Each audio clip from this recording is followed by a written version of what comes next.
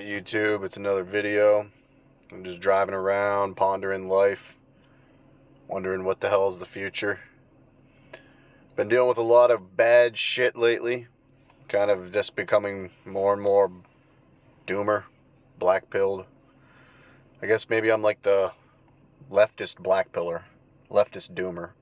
Even though there's some things I don't like about the left and some things I don't like about the right. But really, I just can't stand how nobody wants to go out and really do anything anymore. The meetup groups I've joined some meetup groups the past few years, post-COVID, a little bit before COVID.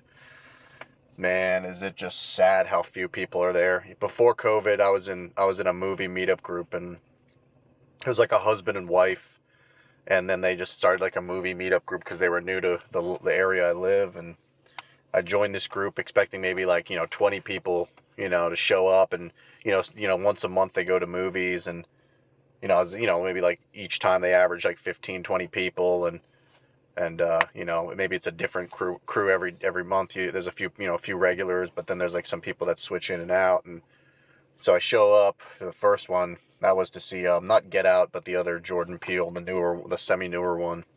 What is it called? Us or something? It was okay, but I show up there. It's the husband, wife, me, two other people. Another person like showed up kind of late. So afterward, I expected maybe to talk about the movie at the bar or something, and we go there, and there's like how movie theaters now have like bars and stuff like built in, and after the movie, the other three people just leave. They say like thanks, and they leave. And then the husband and wife, we talk briefly for like 5 minutes, and there was just not enough people there to really, I think, have fun conversations and talk about things. Kind of sucks. I did that a few more times. Um, haven't done any movie meetups since COVID. I don't even know if that group's still around. They might have stopped. I joined like a yoga studio thing. That's an interesting group of people. You get, kind of, there's like a weird yoga cult, but this one's not too bad. Most of them are pretty normal people.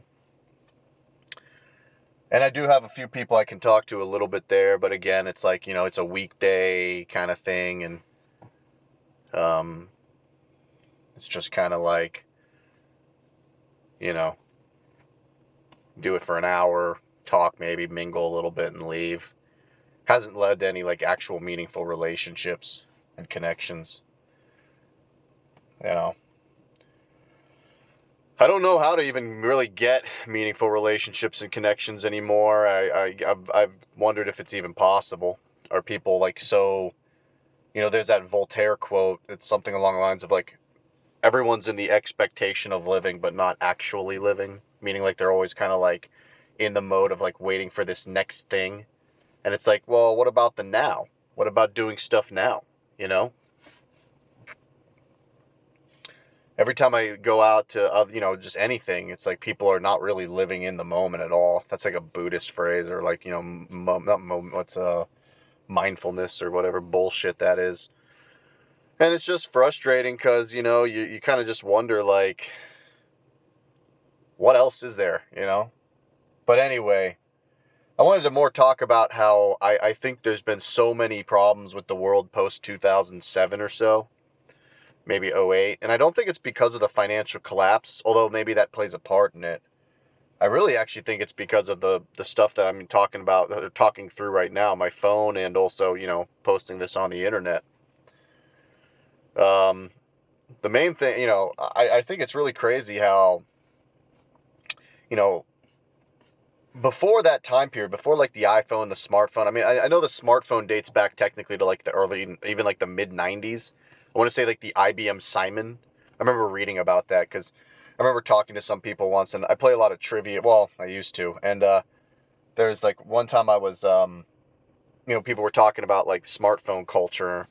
And we had like, they were talking about like when the first smartphone, and people were like guessing like BlackBerry Storm, iPhone 1, stuff like that. And it's like, you know, I guess technically, if, what's that term? Perception is reality. So it's like if you ask 1,000 people on the side of the street or whatever what the first smartphone is, and if they all say the iPhone is like, even if that's not true, if everybody thinks it to be true, is it actually the truth? But technically, I believe there was a phone called the IBM Simon in the 90s that actually created, it was the first time the word smartphone was used.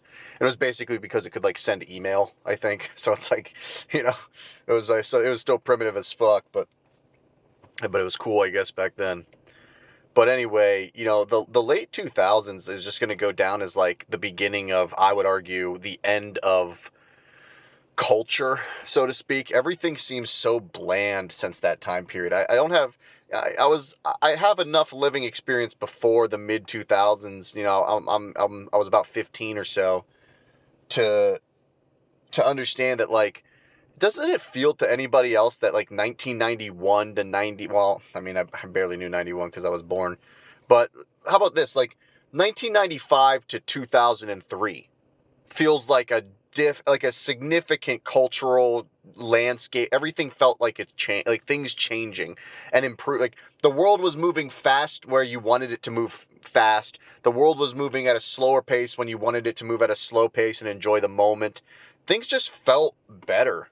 I remember, in the early 2000s when I was first starting to go to like malls by myself or arcades and stuff, or with like a group of friends in middle school. I remember just certain, like there was this arcade that had just like all these games, and you would see just so many people there on a Friday or Saturday night. They had like an attached like bar, like restaurant. They had like a motion, or they had like a thing like a roller coaster simulator. Like it was just like everything just felt more robust. Like there was more interest in the atmosphere was just better.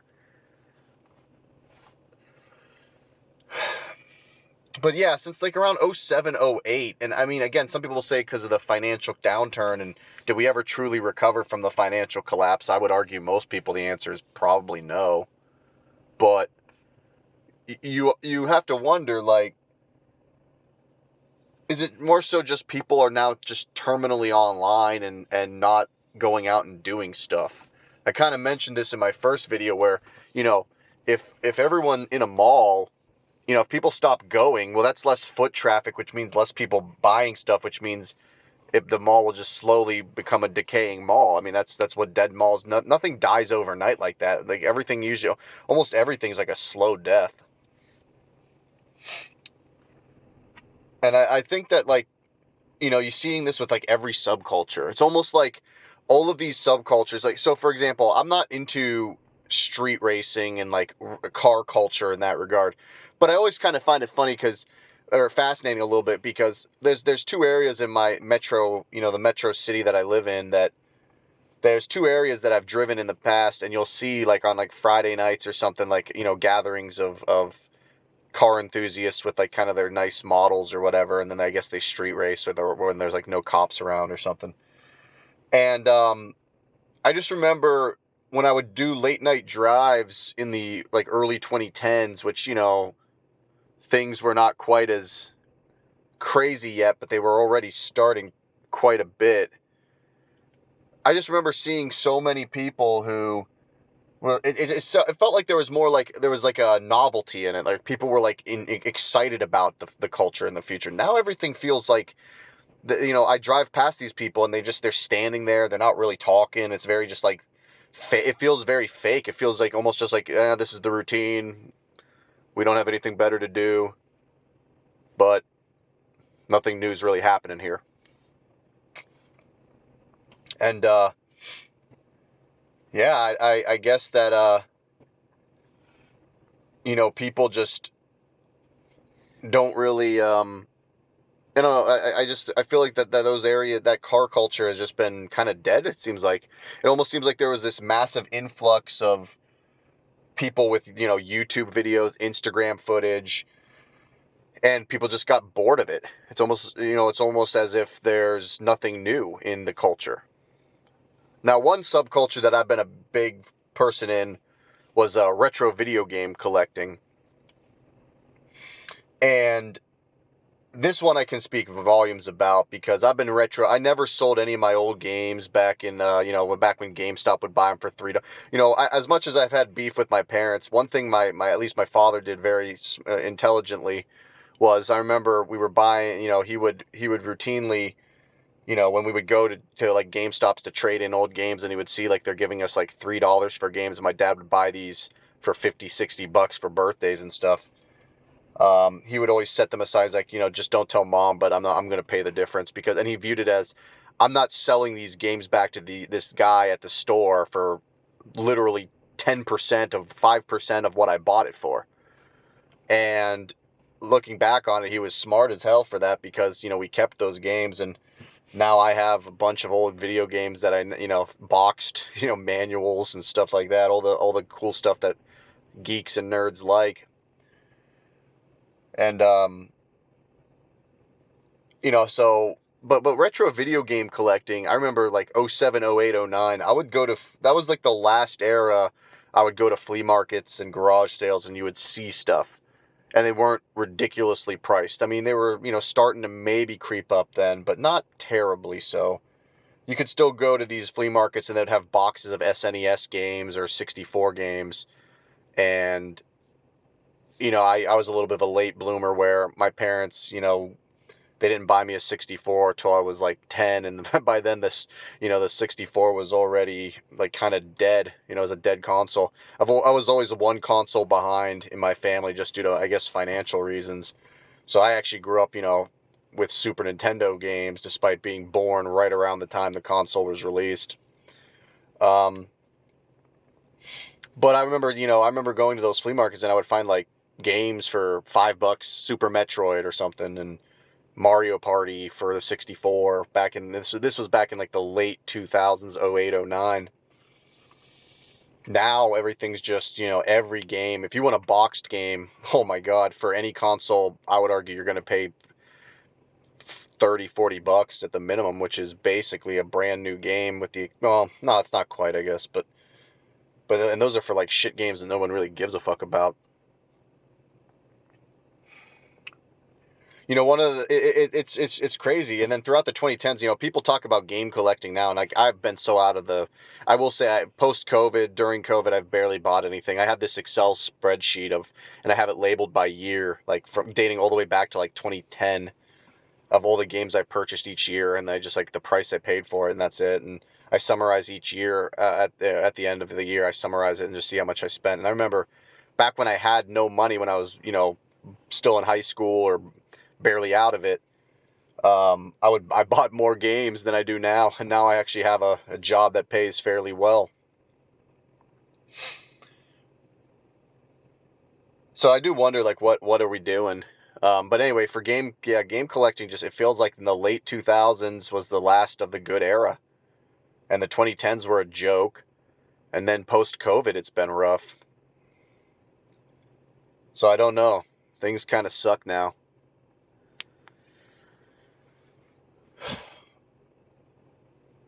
The other thing I think that sucks is just, movies.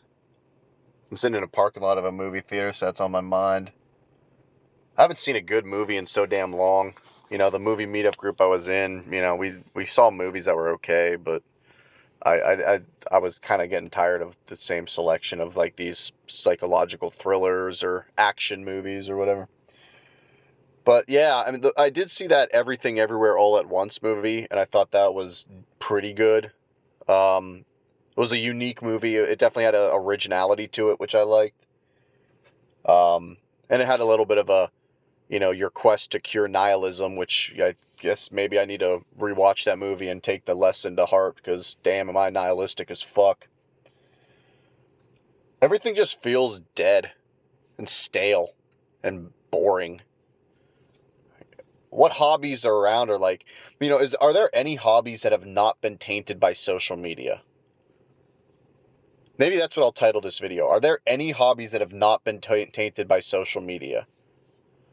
And that's the hobby I want to get into. Just anyone that has not, just is not like fluttered with Facebook and Instagram and TikTok and YouTube and Twitter.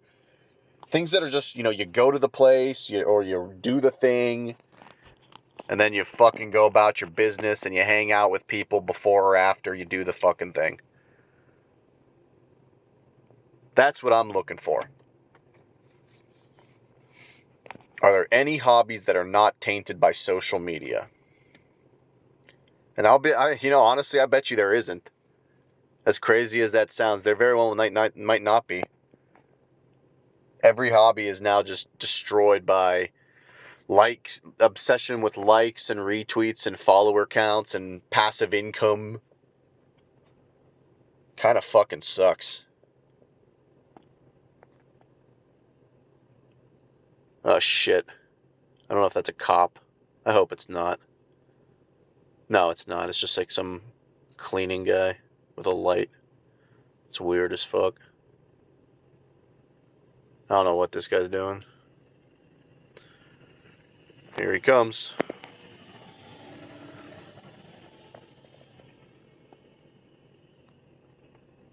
But yeah, I don't know. It seems just like everything just feels fucking stale and dead. Went on a speed dating event not too long ago. And man, we're there.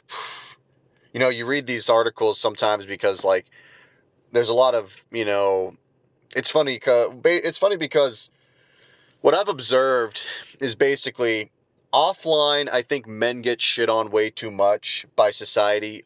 But when you go online, I think women get shit on way too much. Because when I go online, my God, I have criticisms of the feminist movement, but I see what they're talking about with the online misogyny, at least.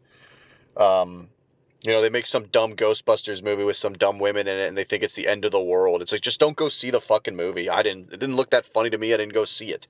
I'm not gonna harass, you know, Leslie Jones on Twitter because they made a movie with, like, just don't go see the movie. Of course, I was just complaining about how old movies suck now, so I wish there were good movies, but it's like, you don't harass people because you don't like the movie that's out these days. That's just not what you do. But, where was I going with that? Oh yeah, offline. I mean, when I'm just at work, I hear my coworker. It's funny, the women I work with at my job are way louder about shitting on men than the men at my job. Whenever we talk about, like, our struggles with women in our lives, it's always way more hush hush. It's way more like, in a quiet area of like the lunch area, in the corner of the lunch, place where everyone eats lunch or something. But like women, man, the cubes I sit next to, there are these two women who they nonstop are like just shitting on their husbands, and I'm like, do you even love these guys? Like, what are you doing? It's like all you do is complain about them, and it's I guess maybe that's what women like to do. Makes them feel alive inside or something.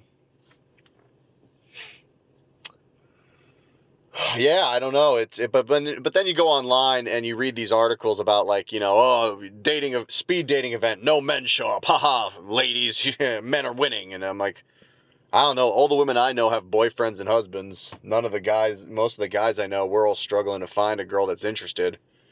I do question if there's even enough women who are interested these days. Most women I know just don't seem interested.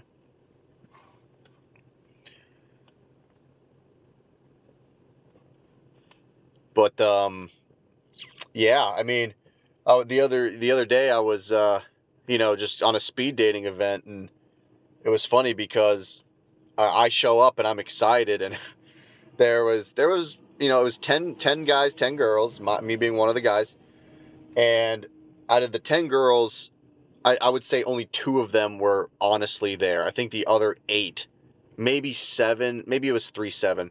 There were let's put it this way, there were two girls there that I thought were there to actually meet a guy, and I thought were, kind of cute and fun to be around, and all that stuff. There was one girl there who, well, there was a few more girls there who I thought were very attractive, but like one of them, I'm on this speeding, and maybe they're lying because they just weren't into me at the, and they say this, but like she was saying, oh, I'm just here with my friend to support her, and I'm like, well, it's like you paid to be in this group. It's like, but you have no interest in doing it, so you just paid, or did she pay for you, and now you're sitting talking to me, and it's like you don't have any interest in actually meeting a guy to date. I don't know. Speed dating events have been dog shit for me lately. But yeah, I would say when I was there, I mean, the majority of women there just didn't seem like they were actually interested in being there. So I don't know why they were. And it's frustrating. Because, like, I'm ready to meet a girl, you know? That's the other thing.